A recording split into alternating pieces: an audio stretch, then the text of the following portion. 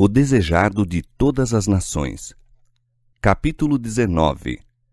Junto ao poço de Jacó. De caminho para a Galiléia, passou Jesus por Samaria. Era meio-dia quando chegou ao belo vale de Siquém. À entrada desse vale, achava-se o poço de Jacó. Fatigado da jornada, sentou-se ali para descansar enquanto os discípulos iam à cidade comprar alimento.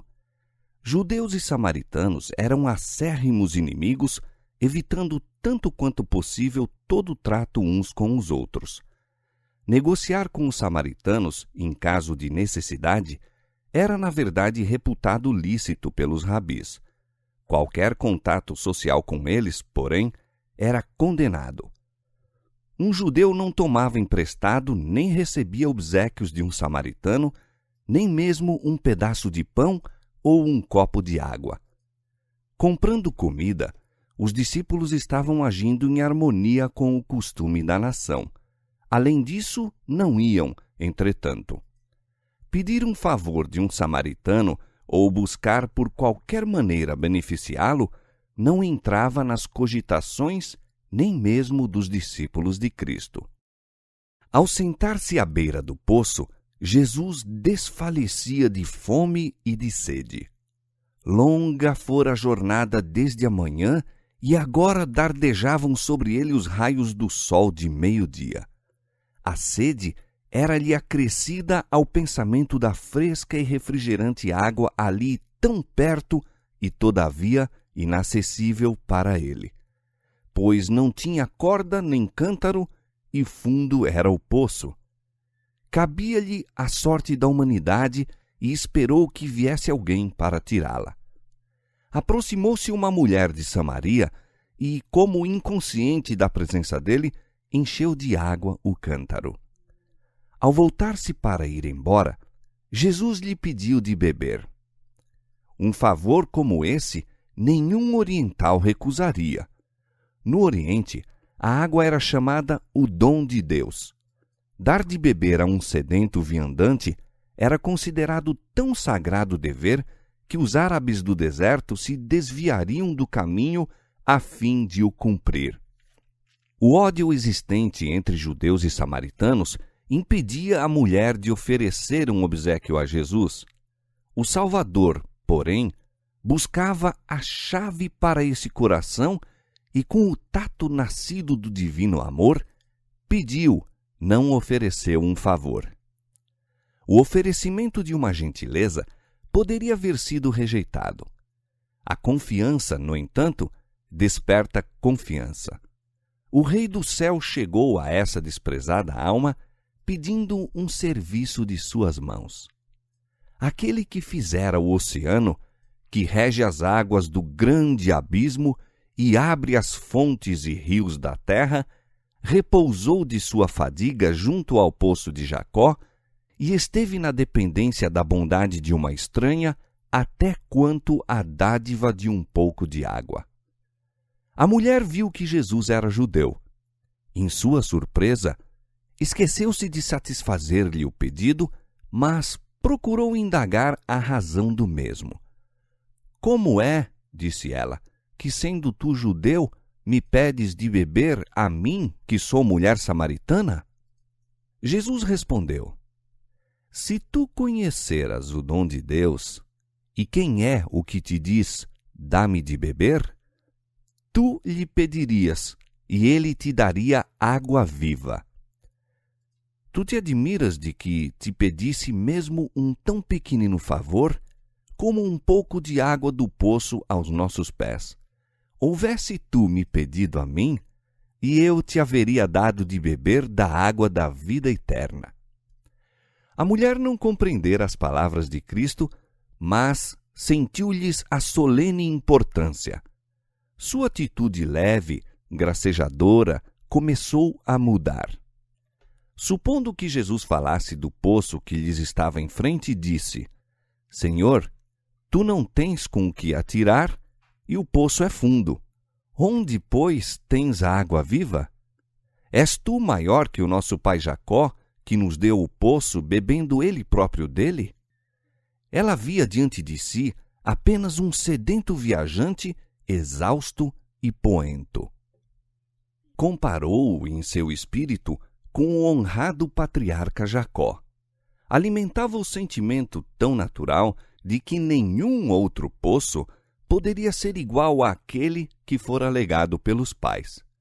Olhava atrás aos pais e ao futuro à vinda do Messias, ao passo que a esperança desses antepassados, o próprio Messias, estava ao seu lado e ela o não conhecia.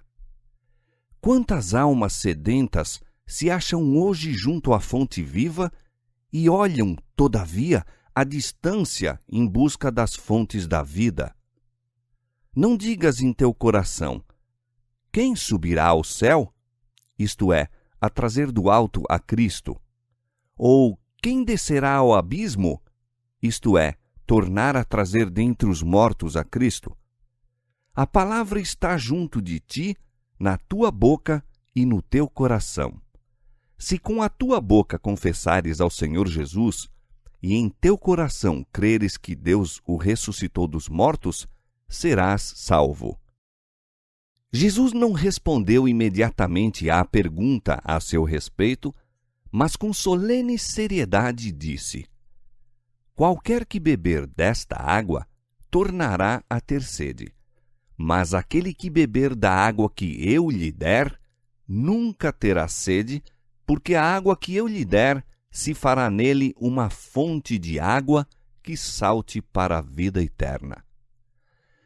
Aquele que busca dessedentar-se nas fontes deste mundo, beberá apenas para tornar a ter sede. Por toda parte estão os homens descontentes, anseiam qualquer coisa que lhes supra a necessidade da alma. Unicamente um lhes pode satisfazer essa necessidade. O que o mundo necessita é o desejado de todas as nações, é Cristo. A divina graça que só Ele pode comunicar é uma água viva, purificadora, refrigerante e revigoradora da alma. Jesus não queria dar a ideia de que um único sorvo da água da vida bastasse ao que a recebe. O que experimenta o amor de Cristo anelará continuamente mais, mas não busca nenhuma outra coisa. As riquezas, honras e prazeres do mundo não o atraem. O contínuo grito de sua alma é: mais de ti. E aquele que revela à alma suas necessidades está à espera para lhe saciar a fome e a sede. Falharão todo o recurso e dependência humanos. As cisternas esvaziar-se-ão, os poços se hão de secar. Nosso Redentor, porém, é uma fonte inesgotável. Podemos beber e beber mais e sempre encontraremos novo abastecimento. Aquele em quem Cristo habita tem em si mesmo a fonte da bênção, uma fonte de água que salte para a vida eterna. Dessa fonte poderá tirar forças e graças suficientes para todas as suas necessidades. Ao falar Jesus da água viva, a mulher o olhou com atenta curiosidade. Ele lhe despertara o interesse e incitara o desejo de receber o dom de que falava. Percebia não ser a água do poço de Jacó que se referia, pois dessa água usava ela continuamente, bebendo e tendo novamente sede. Senhor, disse ela, dá-me dessa água para que não mais tenha sede e não venha aqui tirá-la. Jesus mudou então abruptamente a conversa. Antes que essa alma pudesse receber o dom que ele ansiava conceder-lhe, seria preciso que fosse levada a reconhecer seu pecado e seu Salvador. Disse ele: vai, chama o teu marido e vem cá. Ela respondeu: não tenho marido. Assim, esperava evitar qualquer interrogação nesse sentido, mas o Salvador continuou: disseste bem, não tenho marido, porque tiveste 5 maridos, e o que agora tens não é teu marido. Isto disseste com verdade. A ouvinte tremeu. Misteriosa mão estava voltando as páginas de sua vida, apresentando aquilo que esperava manter sempre oculto. Quem era esse que podia ler-lhe os segredos da vida? Acudiram-lhe pensamentos da eternidade, do juízo futuro, quando tudo o que é agora oculto será revelado. A esse clarão despertou a consciência. Não podia negar nada, mas buscou escapar a qualquer menção de um assunto tão indesejado. Com profunda reverência, disse: Senhor, vejo que és profeta. Então, esperando abafar a convicção, voltou-se para pontos de controvérsia religiosa. Se este fosse profeta, certamente lhe poderia dar instruções a respeito desses assuntos tão longamente discutidos. Pacientemente, Jesus permitiu que ela dirigisse a conversa à sua vontade. Espreitava, entretanto, o ensejo de fazer penetrar-lhe a verdade no coração. Nossos pais adoraram neste monte, disse ela, e vós dizeis que é em Jerusalém o lugar onde se deve adorar. Achava-se mesmo à vista o monte Gerizim. Seu templo estava demolido e só o altar restava. O lugar de culto havia sido motivo de rivalidade entre judeus e samaritanos. Alguns dos ancestrais dos últimos pertenceram outrora a Israel. Devido a seus pecados, porém, o Senhor permitira que fossem subjugados por uma nação idólatra. Durante muitas gerações, haviam estado misturados com adoradores de ídolos, cuja religião lhes contaminara gradualmente a sua. Verdade é que asseveravam que seus ídolos se destinavam apenas a lembrar-lhes o Deus vivo, o soberano do universo. Não obstante, o povo era levado a reverenciar as imagens de escultura. Quando o templo de Jerusalém fora reconstruído, nos dias de Esdras, os samaritanos desejaram unir-se aos judeus nessa ereção. Este privilégio lhes foi negado e acerba animosidade suscitou-se entre os dois povos. Os samaritanos construíram um templo rival no Monte Gerizim. Ali adoravam segundo o ritual mosaico, conquanto não renunciassem inteiramente à idolatria. Mas sobrevieram-lhes desastres, seu templo foi destruído pelos inimigos e pareciam achar-se sob maldição. Apegavam-se, todavia, às suas tradições e formas de culto. Não queriam reconhecer o Templo de Jerusalém como a casa de Deus, nem admitir que a religião dos judeus era superior à sua. Respondendo à mulher, Jesus disse: Crê-me que a hora vem em que nem neste monte, nem em Jerusalém adorareis o Pai. Vós adorais o que não sabeis. Nós adoramos o que sabemos, porque a salvação vem dos judeus. Jesus mostrara ser isento do preconceito judaico contra os samaritanos. Agora, procurava derribar o mesmo preconceito da parte desta samaritana contra os judeus. Ao mesmo tempo que aludia à corrupção da fé dos samaritanos pela idolatria, declarou que as grandes verdades da redenção haviam sido confiadas aos judeus e que dentre eles devia aparecer o Messias. Nos Sagrados Escritos tinham clara apresentação do caráter de Deus e dos princípios de seu governo. Jesus se colocou juntamente com os judeus como sendo aqueles a quem o Senhor outorgara conhecimento a seu respeito. Era seu desejo erguer os pensamentos de sua ouvinte acima de questões de formas, cerimônias e controvérsias. A hora vem, disse, e agora é, em que os verdadeiros adoradores adorarão o Pai em espírito e em verdade, porque o Pai procura a tais que assim o adorem.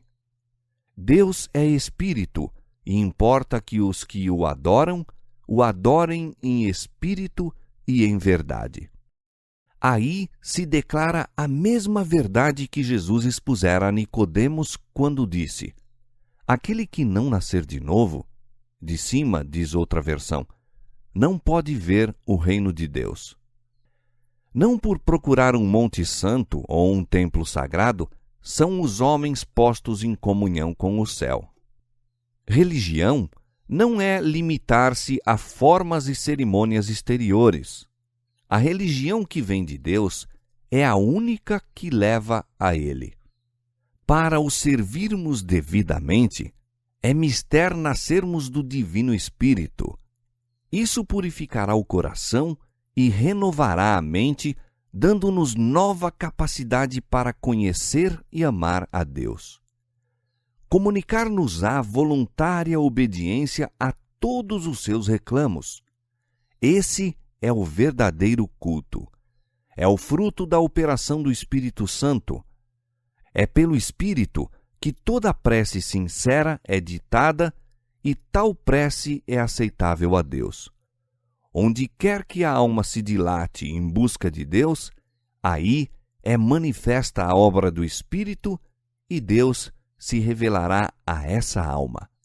A tais adoradores ele busca, espera recebê-los e torná-los seus filhos e filhas. Enquanto a mulher falava com Jesus, foi impressionada por suas palavras. Nunca ouvira esses sentimentos expressos por parte dos sacerdotes de seu povo ou dos judeus. Ao ser-lhe exposta sua vida passada, tornara-se cônscia de sua grande necessidade. Percebera a sede de sua alma que as águas do poço de Sicar jamais poderiam saciar.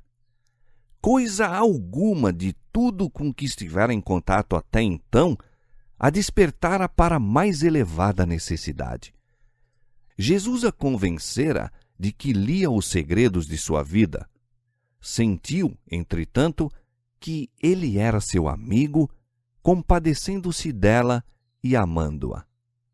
Se bem que a própria pureza que dele emanava lhe condenasse o pecado, não proferia palavra alguma de acusação, mas falara de sua graça que lhe podia renovar a alma. Nela se começou a formar a convicção acerca de seu caráter. Surgiu-lhe no espírito a indagação. Não poderia este ser o tão longamente esperado Messias? Disse-lhe: eu sei que o Messias, que se chama o Cristo, vem. Quando ele vier, nos anunciará tudo. Jesus respondeu: eu o sou, eu que falo contigo. Ao ouvir a mulher estas palavras, a fé brotou-lhe no coração. Aceitou a maravilhosa comunicação dos lábios do Divino Mestre. Essa mulher encontrava-se em disposição de espírito capaz de apreciar. Estava pronta para receber a mais excelente revelação, pois interessava-se nas Escrituras e o Espírito Santo lhe estivera preparando a mente para a recepção de maior luz. Estudara a promessa do Velho Testamento. O Senhor teu Deus te despertará um profeta do meio de ti e de teus irmãos, como eu. A ele ouvireis. Anelava compreender esta profecia. A luz já lhe estava fugindo no espírito. A água da vida, a vida espiritual que Cristo dá a toda alma sedenta, começara a brotar-lhe no coração. O Espírito do Senhor trabalhava nela. A positiva declaração de Cristo a essa mulher não podia ter sido feita aos fariseus, cheios de justiça própria. Era muito mais reservado quando falava com eles. Aquilo que fora retido aos judeus e que os discípulos haviam recebido recomendação de guardar em segredo, foi a ela revelado. Jesus viu que ela empregaria seu conhecimento em levar outros a partilhar de sua graça. Ao voltarem os discípulos de seu mandado, ficaram surpreendidos de encontrar o mestre falando com a mulher. Não tomara o refrigerante sorvo que desejara, nem se deteve para comer o alimento trazido pelos discípulos. Havendo-se retirado a mulher, insistiram em que comesse. Viram-no silencioso, absorto, como em estática meditação. O semblante irradiava-lhe e temeram interromper sua comunhão com o céu. Sabiam, no entanto, que estava desfalecido e fatigado e julgaram seu dever lembrar-lhe sua necessidade física. Jesus lhes reconheceu o amorável interesse e disse: Uma comida tenho para comer que vós não conheceis. Os discípulos cogitaram quem lhe poderia ter trazido alimento.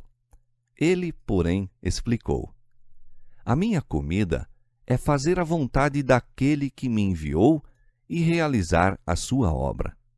Como suas palavras à mulher lhe houvessem despertado a consciência, Jesus regozijou-se. Viu-a bebendo a água da vida e sua própria fome e sede foram mitigadas. O cumprimento da missão para cujo desempenho deixara o céu fortalecia o Salvador para seus labores, sobrepondo-o às necessidades humanas. Ministrar a uma alma faminta e sedenta da verdade era-lhe mais grato que comer ou beber. Constituía um conforto, um refrigério para ele. A beneficência era a vida de sua alma. Nosso Redentor tem sede de reconhecimento. Tem fome da simpatia e do amor daqueles que comprou com seu próprio sangue. Anela com inexprimível desejo que venham a ele e tenham vida.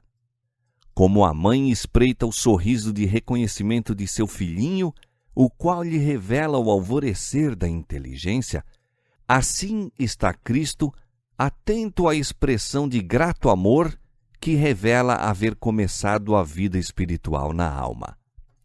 A mulher enchera-se de alegria ao escutar as palavras de Cristo. A maravilhosa revelação fora quase demasiado forte para ela.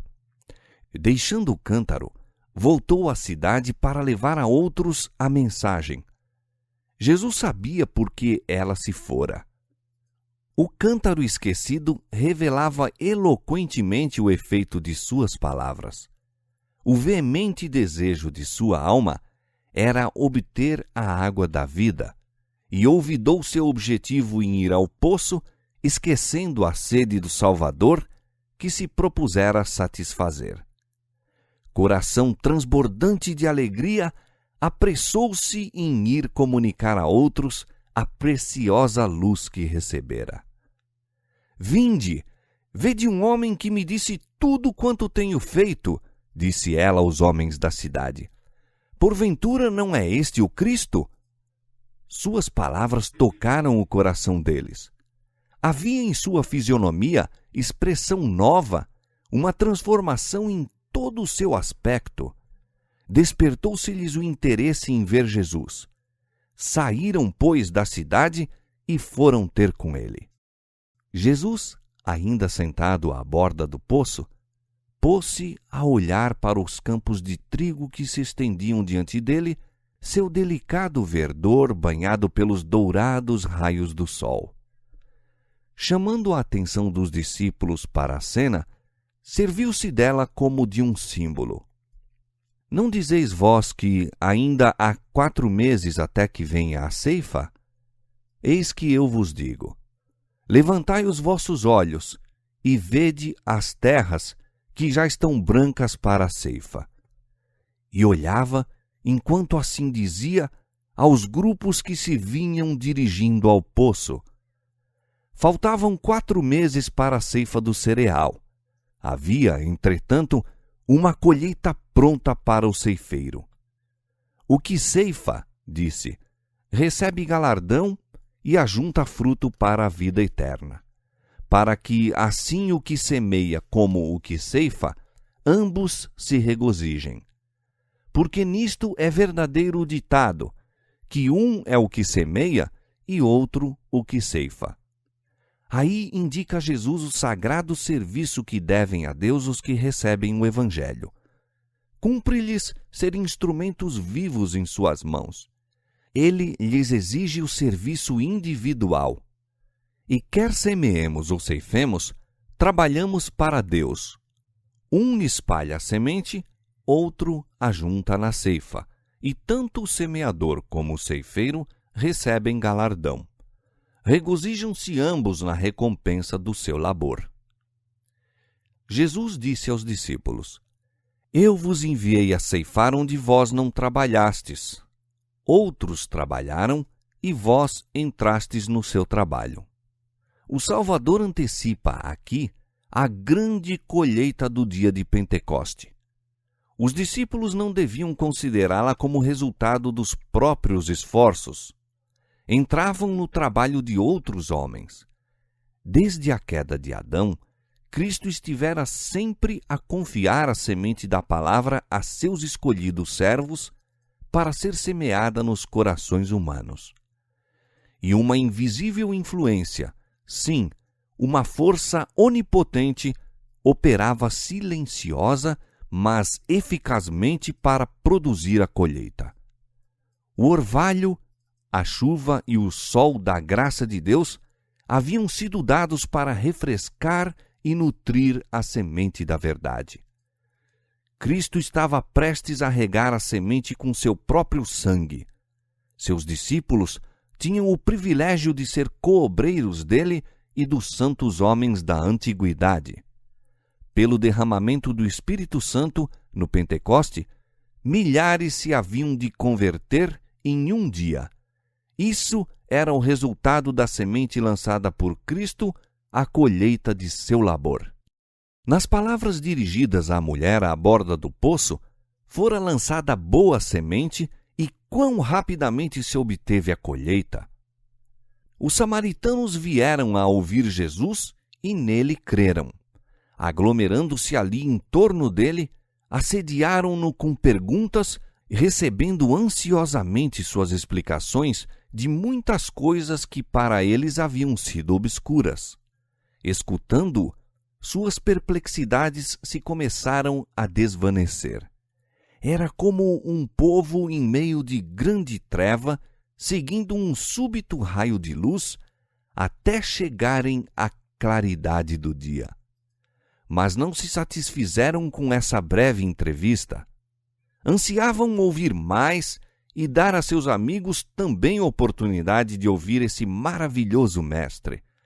Convidaram-no a ir à sua cidade, pedindo-lhe que ficasse com eles.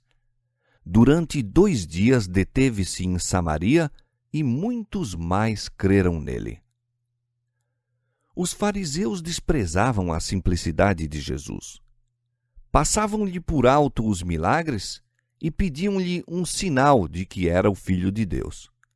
Os samaritanos, porém, não pediram sinal, e Jesus não operou nenhum milagre entre eles, a não ser a revelação dos segredos da vida da mulher junto ao poço.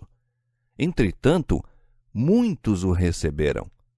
Em sua nova alegria disseram à mulher: Já não é pelo teu dito que nós cremos, porque nós mesmos o temos ouvido e sabemos que este é verdadeiramente o Cristo, o Salvador do mundo.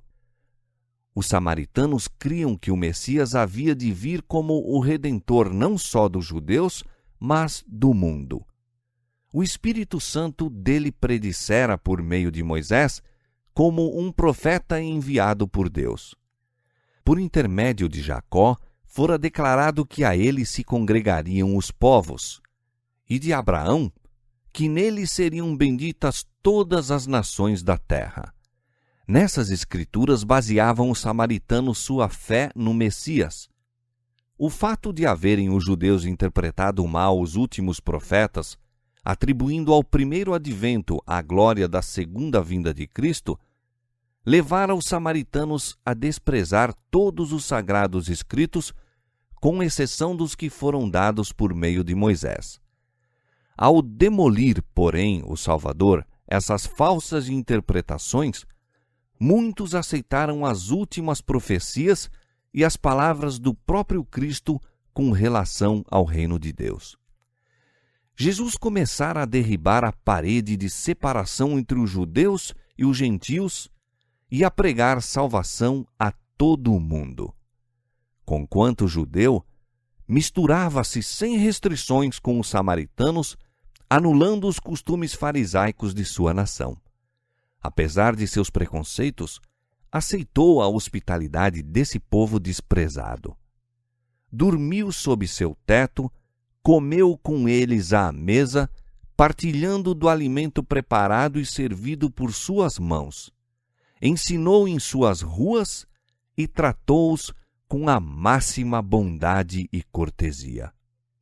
No templo de Jerusalém havia apenas uma baixa parede divisória entre o pátio exterior e as outras dependências do sagrado edifício. Viam-se nessa parede inscrições em diferentes línguas declarando que ninguém, a não ser os judeus, podia ultrapassar esses limites. Houvesse um gentil ousado penetrar no interior, teria profanado o templo e o pagaria com a vida.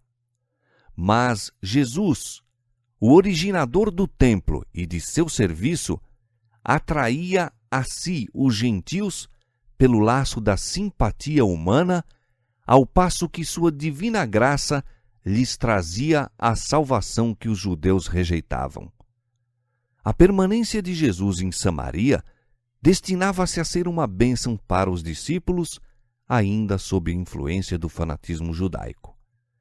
Julgavam que, para serem leais à sua nação, era preciso que nutrissem inimizade contra os samaritanos. Admiravam-se da conduta de Jesus. Não se podiam recusar a seguir-lhe o exemplo e, durante os 2 dias passados em Samaria, a fidelidade para com ele lhes manteve em sujeição os preconceitos. Todavia, no coração, continuavam irreconciliados. Foram tardios em aprender que seu desprezo e ódio devia dar lugar à piedade e à simpatia. Após a ascensão do Senhor, porém, suas lições foram recordadas por eles, assumindo novo significado. Depois do derramamento do Espírito Santo, relembraram o olhar do Salvador, suas palavras, o respeito e a ternura de seu trato para com esses desprezados estrangeiros. Quando Pedro foi pregar em Samaria, pôs em seu trabalho o mesmo espírito. Quando João foi chamado a Éfeso e a Esmirna, lembrou-se do incidente de Siquém e encheu-se de gratidão para com o Divino Mestre, que, prevendo as dificuldades que haviam de enfrentar, lhes proporcionara auxílio com seu próprio exemplo. O Salvador continua ainda a fazer a mesma obra que realizou quando ofereceu água da vida à mulher de Samaria. Os que se chamam seus seguidores podem desprezar e evitar os párias da sociedade. Circunstância alguma de nascimento ou nacionalidade, porém, nenhuma condição de vida pode desviar seu amor dos filhos dos homens. A toda alma, embora pecadora, Jesus diz: se me pedisses, eu te daria água viva. O convite evangélico não deve ser amesquinhado e apresentado apenas a uns poucos escolhidos que, supomos, nos farão honra caso o aceitem. A mensagem deve ser dada a todos. Onde quer que haja corações abertos para receber a verdade, Cristo está pronto a instruí-los. Revela-lhes o Pai e o culto aceitável àquele que lê os corações. Para esses, não emprega nenhuma parábola. Como à mulher junto ao poço, ele diz: eu sou, eu que falo contigo. Quando Jesus se sentou para descansar à beira do poço de Jacó, havia chegado da Judéia, onde seu ministério pouco fruto produzira. Fora rejeitado pelos sacerdotes e rabis, e os próprios que professavam ser seus discípulos deixaram de perceber-lhe o divino caráter. Achava-se desfalecido e fatigado. Não negligenciou, no entanto, a oportunidade de falar a uma única mulher, conquanto fosse uma estranha, inimiga de Israel e vivendo abertamente em pecado. O Salvador não esperava que se reunissem congregações. Começava muitas vezes suas lições tendo apenas poucas pessoas em volta de si, mas, um a um, os transeuntes paravam para escutar, até que uma multidão, maravilhada e respeitosa, ficava a ouvir as palavras de Deus através do Mestre enviado do céu. O obreiro de Cristo não deve julgar que não pode falar a poucos ouvintes com o mesmo fervor com que o faz a um maior auditório. Poderá haver uma única pessoa a escutar a mensagem. Quem poderá, entretanto, dizer até onde se estenderá sua influência? Pouca importância, mesmo para os discípulos, parecia ter essa mulher de Samaria para o Salvador gastar com ela seu tempo. Ele, porém, raciocinou mais fervorosa e eloquentemente com ela do que com reis, conselheiros ou sumos sacerdotes. As lições por ele dadas àquela mulher têm sido repetidas até aos mais afastados recantos do mundo. Assim que encontrou o Salvador, a samaritana levou outros a ele. Demonstrou-se mais eficiente missionária que os próprios discípulos. Estes nada viram em Samaria indicativo de um campo promissor. Tinham os olhos fixos numa grande obra a ser feita futuramente. Não viram que exatamente em torno deles havia uma colheita a fazer. Por meio da mulher que haviam desprezado, porém, toda uma cidade foi levada a ouvir o Salvador. Ela transmitiu imediatamente a luz a seus concidadãos. Essa mulher representa a operação de uma fé prática em Cristo. Todo verdadeiro discípulo nasce no reino de Deus como missionário. Aquele que bebe da água viva faz-se fonte de vida. O depositário torna-se doador. A graça de Cristo na alma é uma vertente no deserto, fluindo para refrigério de todos e tornando os que estão prestes a perecer ansiosos de beber da água da vida.